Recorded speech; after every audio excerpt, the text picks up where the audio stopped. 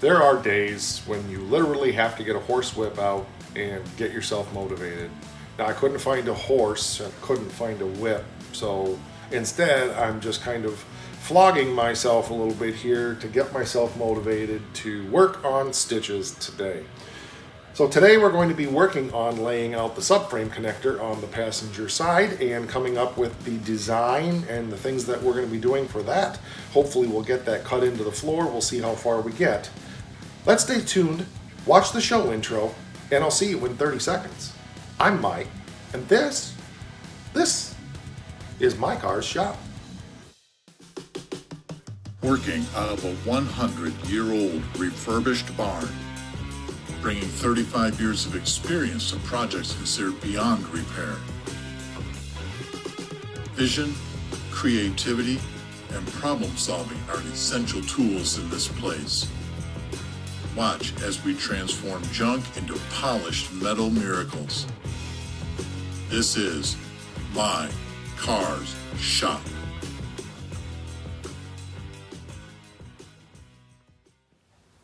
I'm not a huge fan of welding and cutting and flopping around on the floor when it's hot. And well, for many of you who live in warmer parts of the country, you may not think this is hot. One of the things that we deal with here in Michigan is humidity, and it's well over 80% humidity today. I just feel like I'm swimming, there's no air moving, and the temperature's in the 80s. Now, I've been where it's really hot, so I understand that, but to put on my welding clothes and all that stuff, I'm just not feeling it today, and quite frankly, I'm tired. So I share that with you because you're going to get in the same boat when you're working on your projects. You're going to lose motivation. I haven't worked on this for quite a while because we've been trying to get cars on the road, but I've just had enough of this car for a while. But today I do feel like doing something on it. I feel like I owe you guys that much for one thing. But for another thing, it's time to get ready to put this on the rotisserie. And, you know, we've got, I said I wanted to have it on there in a couple of months and maybe sooner. There's a lot of finish welding to be done back here in the back. We've got rear trunk floor to do and floor pans inside, and we just got stuff. But in order to do the structural part of the car and have the car have good structural integrity, we need to get those subframe connectors in.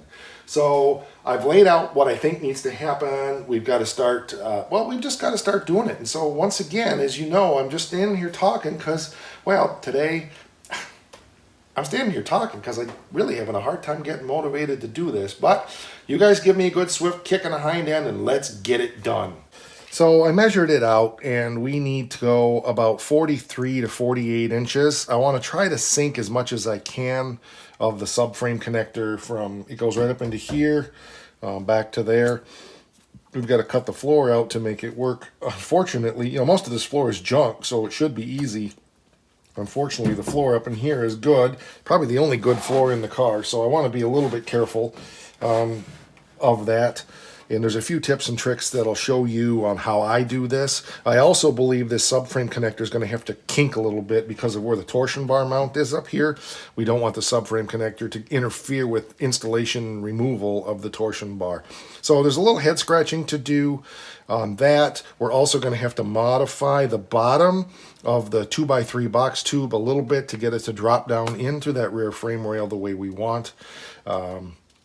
Yeah, there's just things that need to happen, and you know, it's been a work in progress. I've been thinking as I'm going, so some of this, if I had thought it through a little bit more ahead of time, I could have accommodated for, but that's the way that I do things because to me they're a moving target. So just want to share the thought processes with you as we go forward. So I need to get the box tube cut off to about the length that I think I want.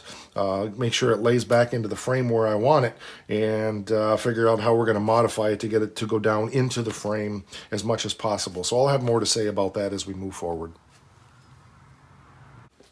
So you can see now I've got that laid in there, and it needs to sink down significantly deeper.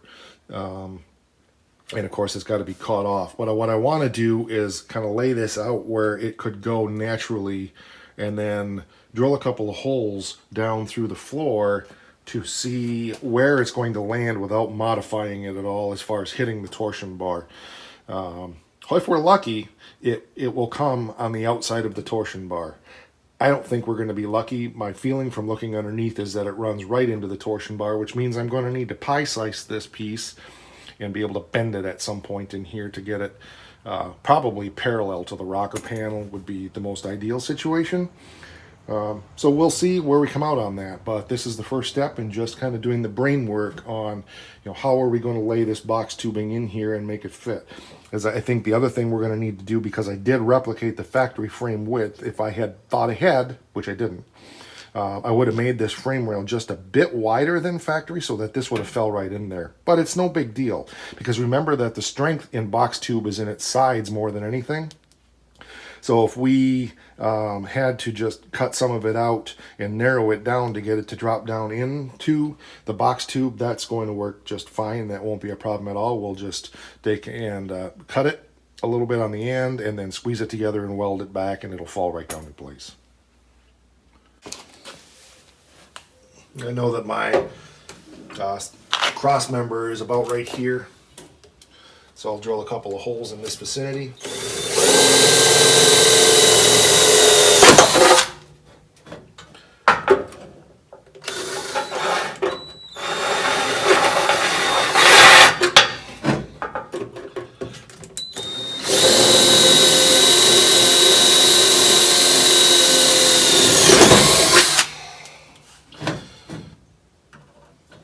Okay, that's close.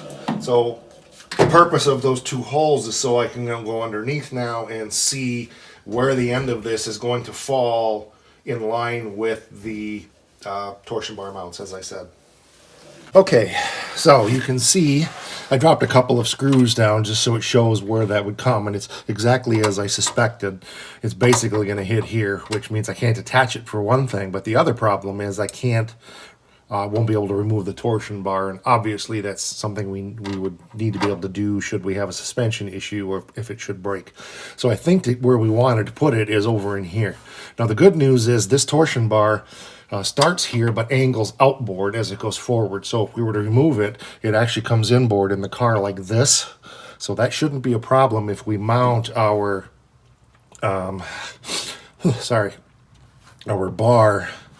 our connector in here on this part of the frame. So this outer hole here, actually, if we just come over a little bit, actually gets us close. So this is a good step forward in determining, but I think right here is a great place. Hopefully we have the same, looks like we have the same thing on the other side. It doesn't interfere with our fuel line coming through, and I don't see anything else it would interfere with. So mounted right in here and coming back to the rear frame rail. That means we're going to have to put a kink in it at some point in there. Another bit of good news is now we are within a ½ an inch of knowing where this cross member is up here. So, if we came over a ½ an inch from this hole, and now I can I'll do that right now just to make sure. That's going to be a good spot for the outside edge.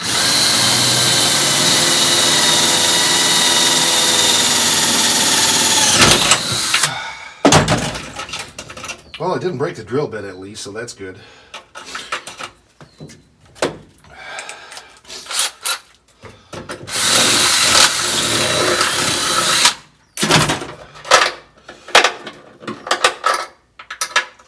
Again, just dropping a screw through now, I'll be able to go underneath and look and see if the outside edge of this, if gives me enough clearance to that torsion bar. By guess and by gosh, it should be close. So it could come this way about another ½ an inch, but that's fine. It's just a ballpark right now. So if you see the tan screw, that will be the outboard edge of the subframe connector.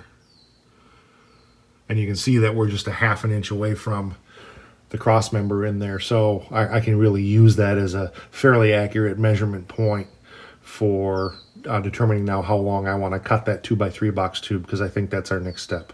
Huh. I just noticed that this has a 727 transmission in it. Very cool. Didn't know it had one. Thought it was a 904 for some reason. Side note, sorry. So I can use this as my front data point to go back here and determine. I think I'd at least like to come from where the front, there's 2 spring mounts. If we could get a good I don't know, 6-7 inches of penetration back into that frame. I think it would be good. So 45 inches is what it's looking like. I can cut that to, I'll probably cut it to 48 just to be safe right now for layout. Then I can trim it down in place a little more. I don't think that's going to be a bad thing to do, although I'm pretty dang confident if I cut it to 46. Yeah, let's go 48, because I could potentially put that down deep in that frame rail like that, even at 48 inches. So we'll try to do that and see. Not sure. The more we can get inserted into that old, and it's not the old frame rail, it's the frame rail that I made, but into the unibody frame rail, the better off we're going to be for stiffness on the chassis.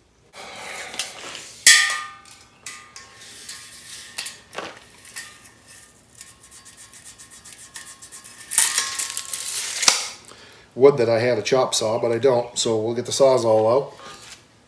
Do this the hard way.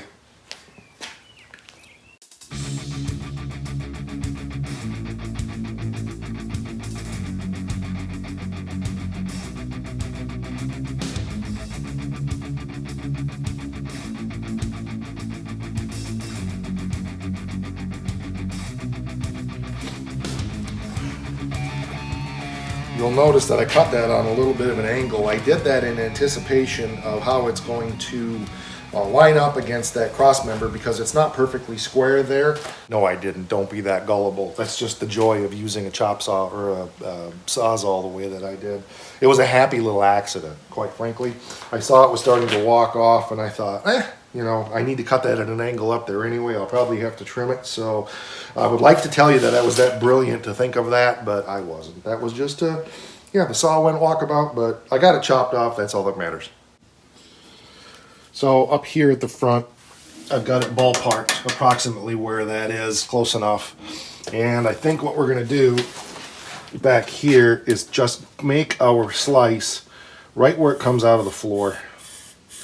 So we will make a cut across here, a cut across the bottom, and then probably a slice on this side. So we'll leave this side intact here, and then we'll open that up a little bit, and we'll just bend it and then put a piece of metal in to fill it. I was thinking about pie slicing it. I think either way is going to work. But I think opening it up and just putting a V in there and then filling it probably is going to be the easiest way to do this, to get the angles just right. Otherwise, I'm just guesstimating on how big of a V to make and all of that stuff. And I'm lazy. I don't want to work harder than I have to. I'd rather put a little piece of metal in and do that rather than doing the other. So I think that's what we'll do. And who knows, I may change my mind when we get it out of there, but I don't think so. I think that's going to work just fine. Now that I have it out of there and can see better, I think I am going to go ahead and do a little V-cut and then bend it together. I think it would be easier to fill weld than it would be to put a strip in. Either way, neither way's right nor wrong. Either way's going to work fine. But again, just thinking about the laziest way to do this, and I'll just ease my way into it. I'll use the cutoff wheel on the Ryobi or the whatever that yellow thing is that I got, DeWalt, and make my cut across, and then go back and take a pie slice and then go bend it and then check fit it and see how it comes out.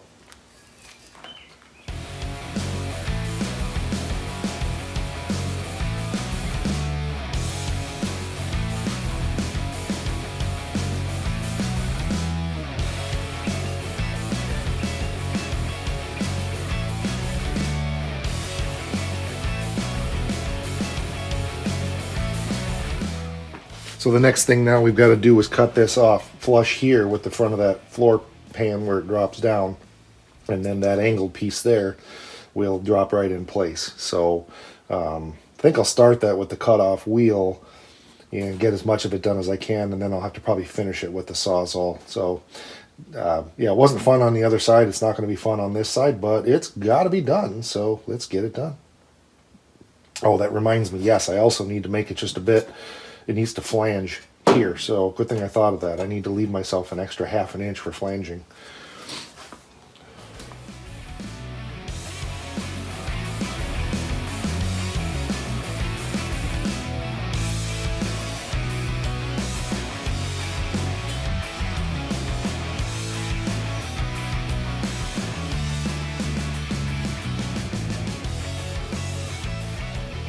it's all just rough together. There's a lot of work to do there. Obviously the subframe connector needs to go deeper. The end of the frame needs to be trimmed up and flanged over the way it's supposed to be, but it's a start. And it carries on up here about where it needs to be. Now the good thing is we can do the floor cutaway where it needs to be cut away, which I think on an E-body probably we only need to cut it from about here back, and everything else will fit under the floor. So that's a good thing. But it's definitely a big step forward. So that's good news. We're making progress.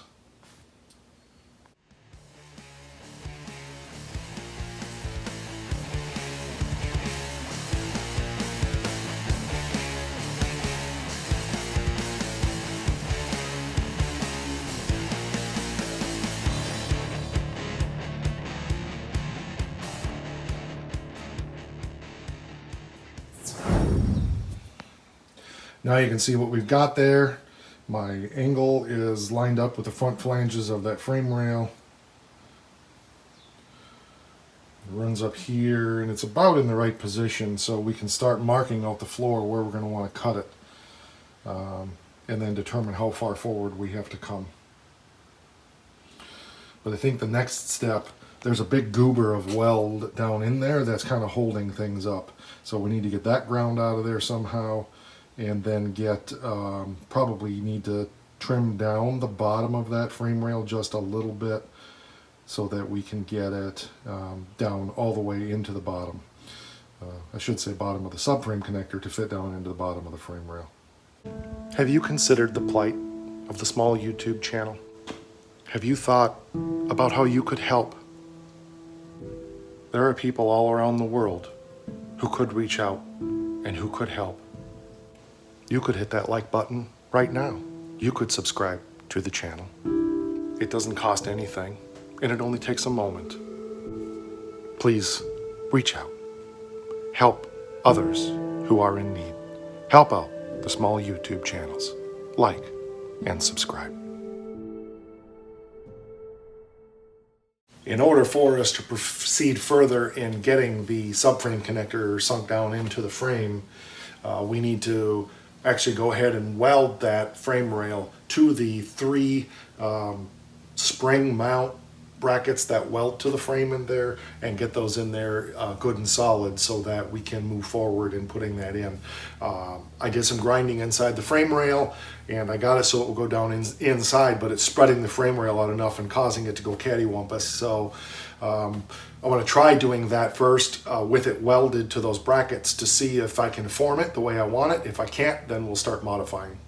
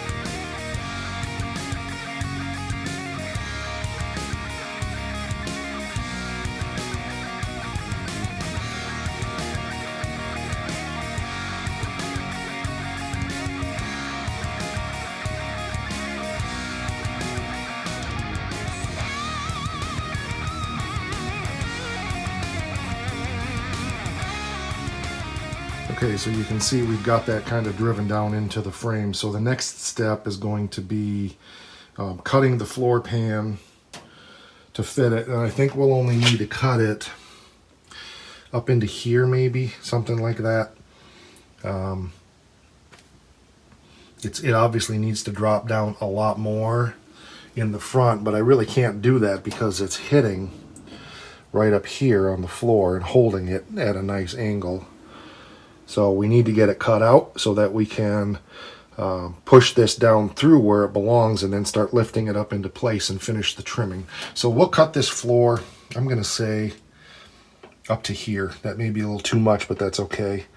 And we'll get that pushed through from underneath and then drop down into the frame rail where it belongs.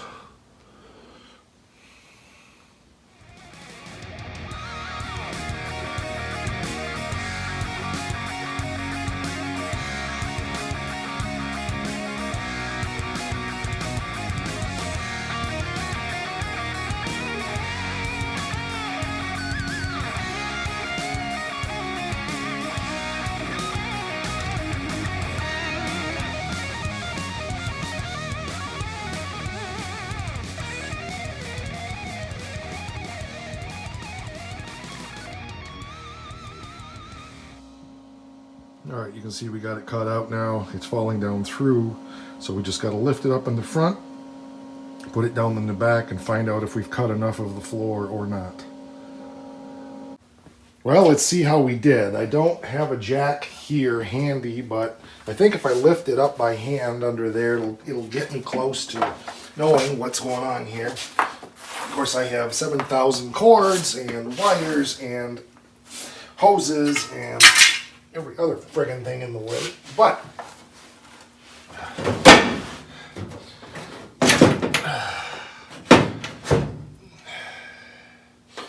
yeah, I think if that comes down, that's going to be pretty darn close. I need to get something under the front of this to hold it in place, and then we'll get it knocked down in the back.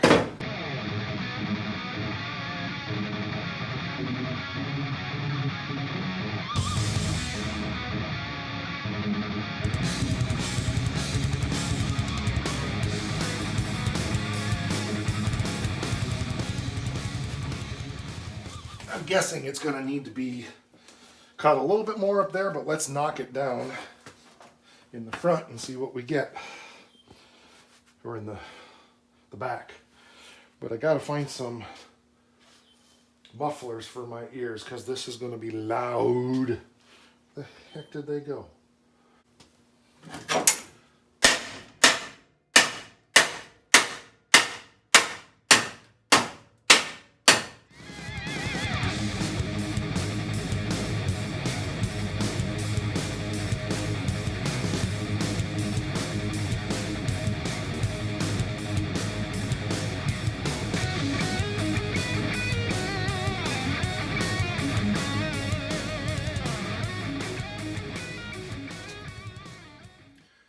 Looking outstanding.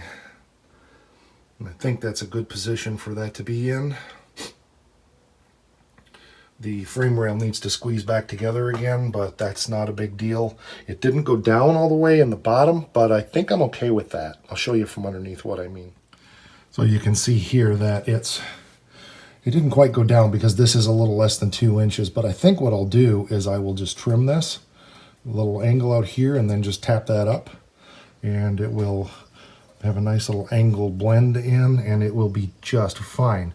Then we'll solid weld it on the ends, and we'll be good to go. And so from what I'm seeing, we'll be able to accomplish basically the same thing on the other side. It may not be exactly the same, but I don't care. This is a driver.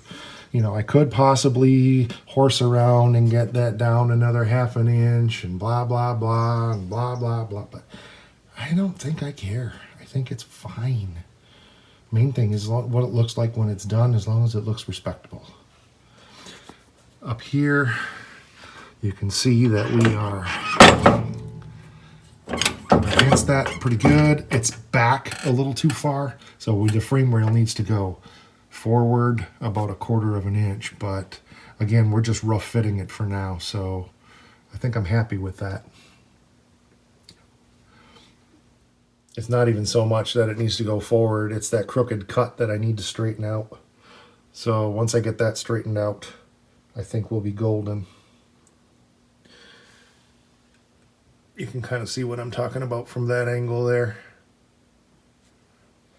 So once I get a little bit more work done here, I'll weld this solid in here and in here. Of course, we got to trim that front like I said. We've got to weld this back up, but this is turning out really, really nice. Hopefully I can pull the same thing off on the other side. I had went ahead and put that one brace in here on the other side, And I can see in hindsight I probably shouldn't have done that, but my thinking was I was going a different direction with these at that point.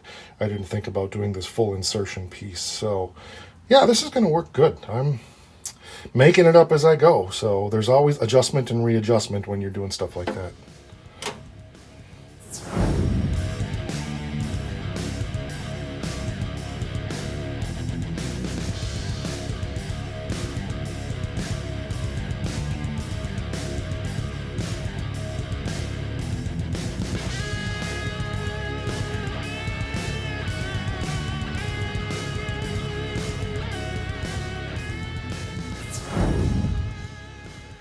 Fits like a glove. Go ahead, Scott. You can finish that lyric. Okay. Yeah, it fits good. Really happy. That little blend-in piece there. Be good to go. Get her welded in. All that needs to come, but yeah, I got a little more work to do to it, but it's good. A question that people are going to have is, what do you do about all of this big opening? I'm just going to make an L piece to go in there. I used to try to cut these really tight and weld solid along the floor pan right to it. And I did that on the 68, and I've done that on a couple other cars. And I've just come to the point where I realize it's just a whole lot easier to just put a little L piece in here, and it gives it a lot more strength. So that's all I'm going to do. And besides that, I'm not sure if I'm going to replace this piece of floor with a piece that I make, or if I'm going to keep this. It's got a bunch of Swiss cheese, so I think the other one, in the extra floor pan that I got, I think this pan is good. So I got to think about it. I may just patch this one up because it's not bad, and use the one that off of that I could use over there because I don't have one, or I may just make one. I'm not sure. So, but that's not going to be a project for any time right now. The next step on this project is to get the other one of these made for over there. And of course, you can see that I put that piece in there like the factory had, because I was going a different way, as I mentioned, and I'm going to just blow that back out of there, and we'll go just like I did the other side.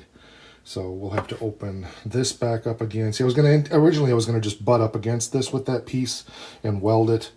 But the more I thought about it, insertion into that frame is going to be a lot more strength. So we'll get another one made, very much like that, and get this side done up soon. As we said so many times in the past, fabrication on projects like this is as much about adaptation as anything, at least the way I do it. I don't think you could plan enough to cover all of these eventualities, because as you're doing something, things become obvious to you that you couldn't see when you were on paper or in your head. So even though, like on the 68 Pro Street GTS, when I tubbed that car, I did spend almost a year with paper sketching out all my ideas. There was 1,000 things that I did that I changed along the way as I was doing it, because it was obvious this was going to work better, or that was going to work better, or whatever. So that's just the nature of the beast. So we've got the passenger side subframe connector fitted. It's ready to put in, but I'm not putting it in yet for a couple of reasons. Number one, if you've been around the channel for a while now, you know that I like to do something, get it there, get it in place, and then spend some time looking at it. Number two, I'm out of time. I've got other things I need to accomplish today. Number three, I'm hot and sweaty and stinky and tired. So this is supposed to be fun, and when it stops becoming fun, it's time to stop doing it, because then you just take on the I don't care attitude, and you do stuff that you'll later regret. I can't say enough how happy I am to have made this progress. I knew I had the time today. I actually wasn't sure what project I was going to work on, but I know a few of you have been commenting how you're missing seeing any progress on stitches, and well, quite frankly, I am too, although I prefer to do this kind of work when it's winter and the shop is closed up, and it's a bit more comfortable in here. However, you know, we do it, so there you go. All right, that's going to do it for this episode. Don't go away. Got stuff to say yet. Just hang on. don't be that way. Hey, don't go away. If you haven't subscribed to the channel, please do hit that bell so you receive those notifications. Hit like on the video, drop some comments down there. Likes and comments really help push us up in the algorithm. Interaction means a lot to YouTube and helps us get the word out more about this channel. So, go ahead and do that if you would. We're on Facebook and Instagram /mycarshop. And one more thing. Rah!